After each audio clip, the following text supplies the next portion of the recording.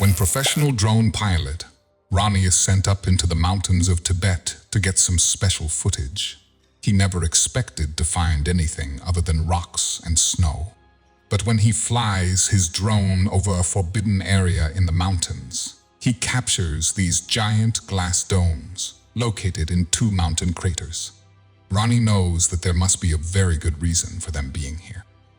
You won't believe what these domes are actually hiding. When Ronnie had managed to capture most of the footage he needed in the mountains, he decided to gear up his drone for the final shot. A high flight over the mountain. He had to be quick, as he actually wasn't allowed to film in this area. And Ronnie would soon find out why. When Ronnie got the drone up high, he saw that in the crater of the mountaintops were 2 giant glass domes. With the last bit of battery left in the drone, Ronnie attempted to fly it closer to the domes to get a look of what was inside. Ronnie could barely believe his eyes when he finally got a look at what was hidden inside these mountains.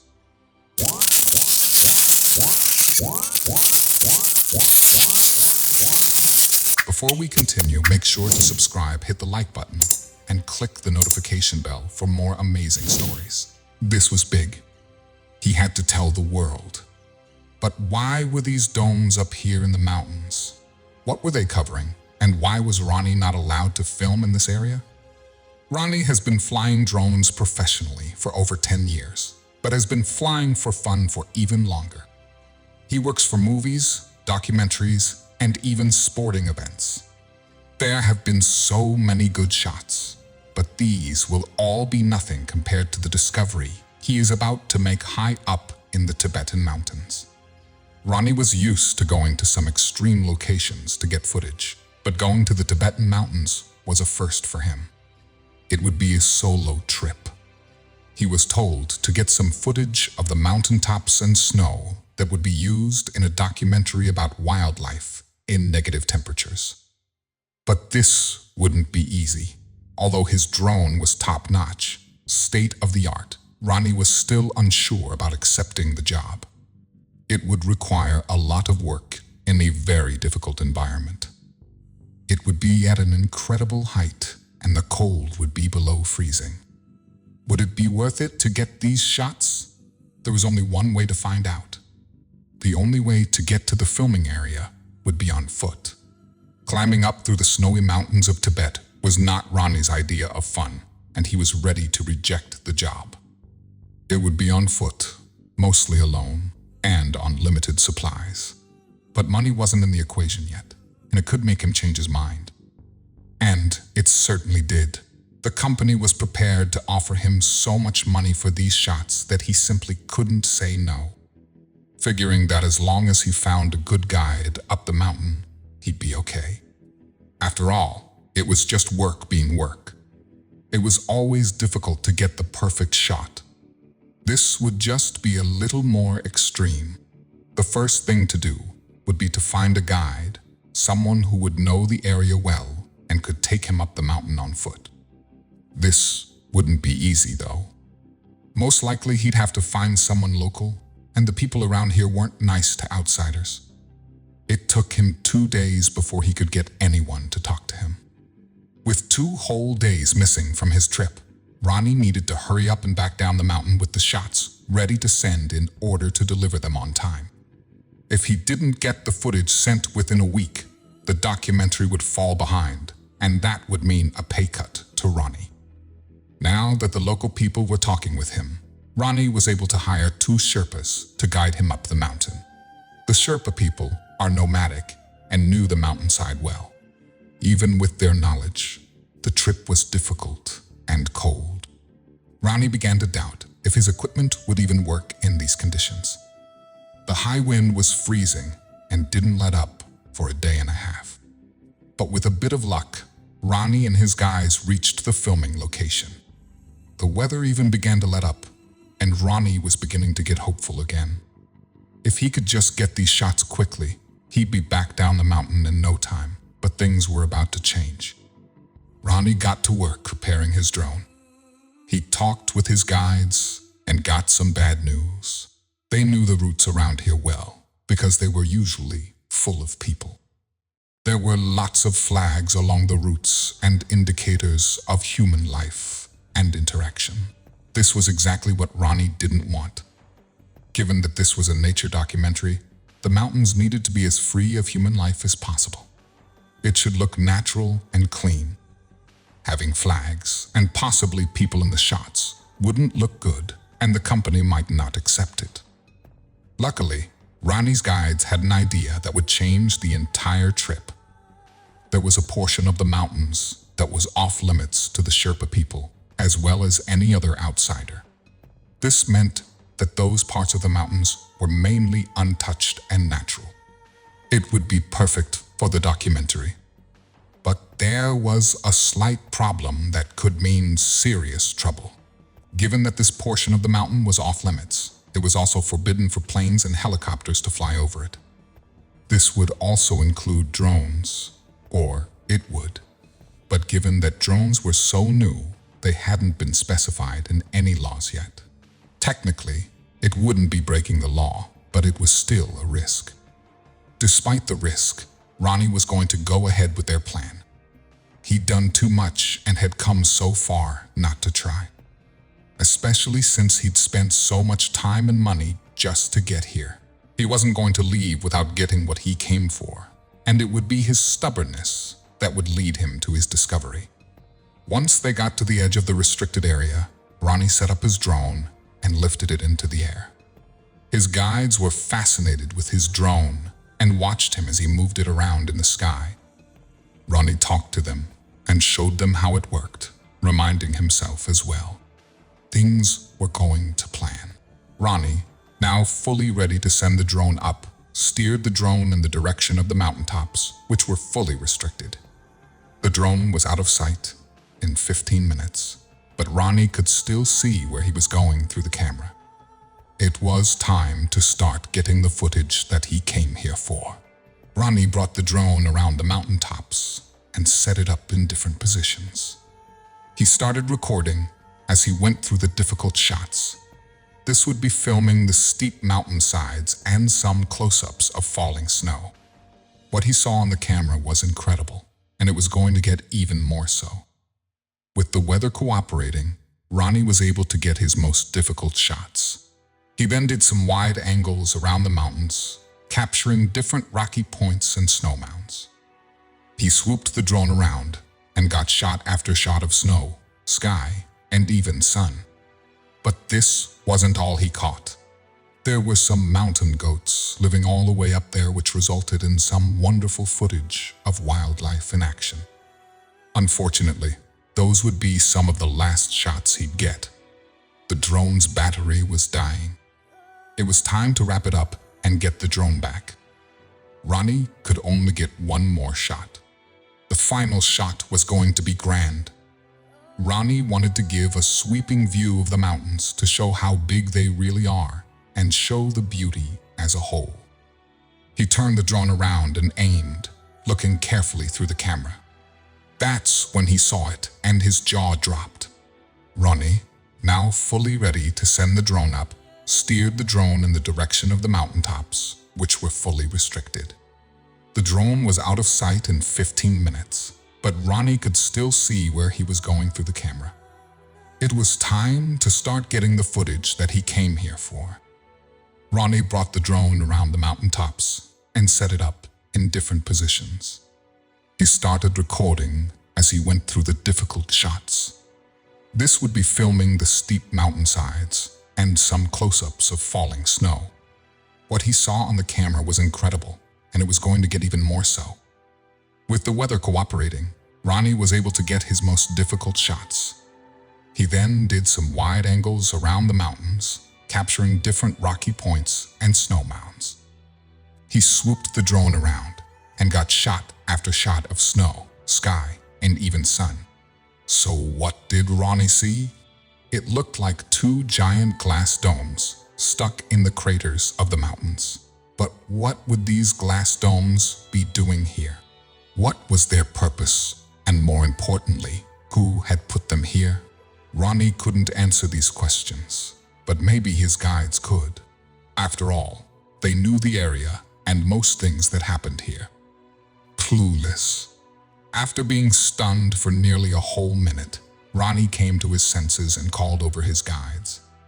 He asked them to explain what he was looking at on the monitor, but they had no idea. They were just as clueless as Ronnie was, but he wasn't planning on staying clueless for long. Ronnie was more than curious and really wanted to take a closer look with his drone. Unfortunately, the alarm came to him that the battery was running out. If he didn't get his drone back to him now, he would never see it again. But the domes were right there. What choice did he have? A closer look or no more drone? More than reluctant, Ronnie turned his drone toward him and flew it back. Flying as fast as it could, the drone barely made it back to Ronnie before completely powering off. He was happy to have the drone back, but this didn't solve the mystery. There was definitely something strange up there, and he wanted to see it. Ronnie didn't waste any time packing up his equipment. He was going to go hiking up there. It was still far away, but he was more than determined. Even with his courage and curiosity, there was something stopping him, and it wasn't the distance. So what was stopping Ronnie, and would he get past it? The thing stopping Ronnie wasn't the weather or the distance. It was his guys. They insisted that this was forbidden territory and that no one should go into it. They didn't want to break the law and get into trouble. But Ronnie wasn't afraid of the law and was too curious to stay back. If he had to do this by himself, he would. After a long talk and some serious convincing, one of the guides agreed to go with him. He was curious too, especially after seeing the drone footage. The other guide wanted nothing to do with it and headed back down the mountain to the campsite. He wouldn't tell anyone, but he wouldn't go either. This left Ronnie with one guide and determination. Would it be enough? They crossed the border quickly into the forbidden territory. There wasn't a gate or fence to keep people out. Simply a sign that said, "No trespassing, punishable by law." It was enough to keep the locals out, but not Ronnie. He had the spirit and the drive to do great things, and he was sure this was a great thing. Little did he know what was coming. Ronnie and his guide continued on through the forbidden territory. It was quiet, and the snow was so even. Ronnie was tired from his day of work, but pushed on. It was only an hour later when they came to the mountain that they'd seen in the video. It would be climbing nearly straight up from here on out. Would they make it? They couldn't see the domes yet, but this was definitely the right mountain. It was just a matter of climbing. Feeling like he was so close, Ronnie pushed onward with his guide's help. He managed to get to the top where the land was flatter, and they could finally see the domes. They had made it. But what was it? They decided to look at the small one. The big one was still up the cliff a bit, and they'd need to go up a steep hill to get there, since it was located more inside the mountain's crater. But they wouldn't have to go up there at all. The small dome held all the answers if they could just get inside. They hurried up to the small dome, which was actually rather large in person. Walking around the dome, Ronnie finally fell to his knees and wiped away some snow. He was standing on a large piece of glass, and he wanted to see through it. Looking down, he wasn't prepared for what he saw. With the reflection of the light, and the snow, and the darkness, it was difficult to see anything at all. As his eyes adjusted to the scene, Ronnie thought he could make out what looked to be soil. Plain, average soil. It didn't make sense. Who would put a field of empty soil way up high in the mountain? Looking up, Ronnie saw his guide beckoning him to come over. He was excited about something. He tried to signal to Ronnie what it was, but it made no sense. Ronnie wasted no time in approaching him, and soon found out why he was so excited. But this would become more dangerous as well. His guide had found a door on the side of the mountaintop. There was snow all around it, and judging by the amount of snow his guide had pushed away, this door hadn't been opened in a long, long time. Ronnie didn't want to wait. They had to get this door open, but what was inside? The door, unfortunately, was completely locked. There was definitely no way to break it open. No physical locks that could be shaken or blown off. After further searching, Ronnie found a scanner, but it didn't work either. The scanner was showing a message that its batteries were dead. Would this be the end of the adventure? Absolutely not. While Ronnie didn't understand why something that was so high-tech could run out of batteries, he certainly wasn't complaining. This could mean that they had a way in. If they could give the lock power again, maybe they could break it. But how to give it power? Ronnie, still with his drone equipment, quickly took the batteries out of his drone and loaded them into the lock. The lock took to the batteries and lit up bright. It was a face scanner of some kind. This was definitely another problem. A face scanner was high security. How would two civilians like them break that? Not expecting much, Ronnie decided to give it a go. After all, what was the worst that could happen? He didn't think about the law or the fact that they were trespassing. Instead, he held his face up to the scanner and waited for it to do its thing. Surprisingly, the machine began to react. To Ronnie and his guide's shock, the door clicked and unlocked.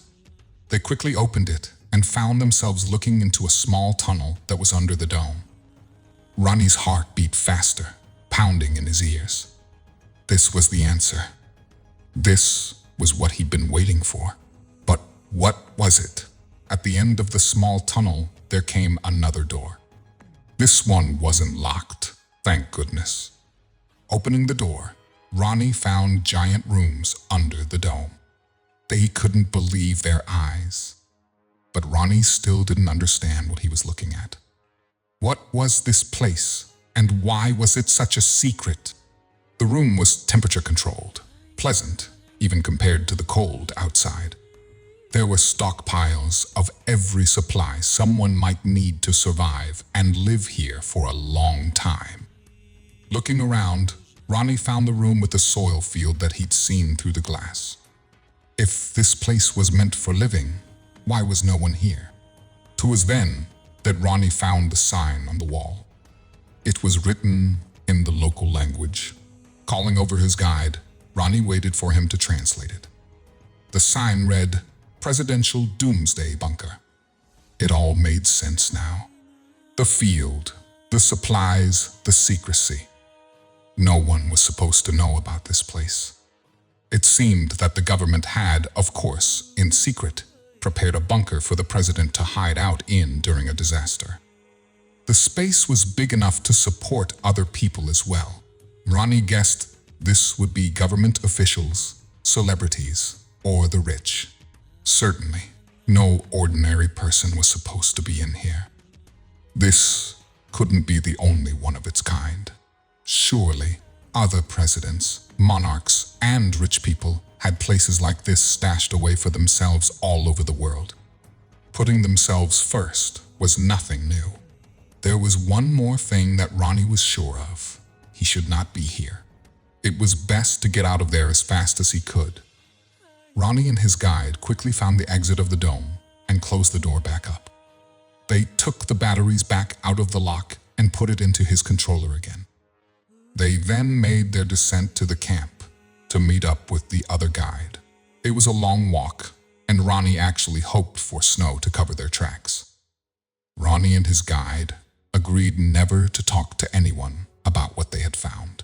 If they did, and the word got out, they might get arrested, killed even. Ronnie deleted the footage of the domes from his drone, and then handed the rest of the footage over to his employer. That was it for him. He was never going to let curiosity get the best of him again. Binding bonds through beautiful tales. Thank you for watching.